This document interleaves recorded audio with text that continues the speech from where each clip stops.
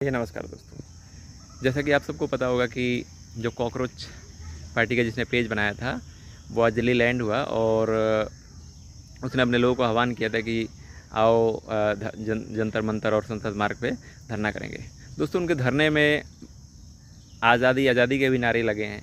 दोस्तों ये वही गैंग है, टुकड़े टुकड़े गैंग है जो 10 15 12 सालों से जो भारत एक स्थिर सरकार मिली है और भारत अपने तरक्की के रास्ते पे चल पड़ा है। ये आंतरिक ताकतें और बाहरी ताकतें कहीं ना कहीं हर कोशिश प्रयास कर रही हैं एक टूल किट के तहत कि भारत को किसी भी तरीके से, इलेक्शन में तो कुछ हो नहीं पा रहा है जो विरोधी ताकतें हैं उनका, तो किसी न किसी तरीके से भारत को डिस्टेबलाइज किया जाए, इस करेंट गवर्नमेंट को हटाया जाए जो नेशनलिस्ट गवर्नमेंट है। कोई भी जो मौका है वो चुकना नहीं चाहते।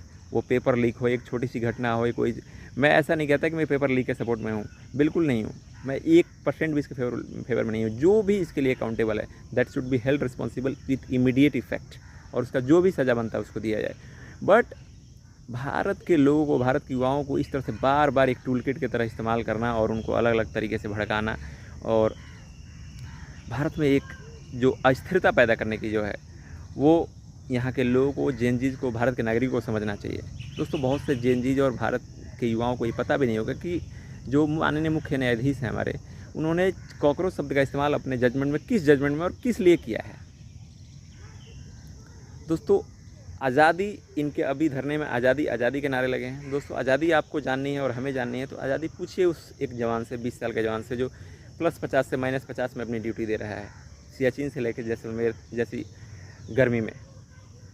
तो जिनके अभी 2 महीने के बच्चे हैं वो शहीद होते हैं, जिनकी शादी होने वाली है, जिनका कोई देखने वाला घर पे नहीं है, वो लोग शहीद होते हैं और आए दिन ऐसे लोग भारत के लिए शहीद होते हैं।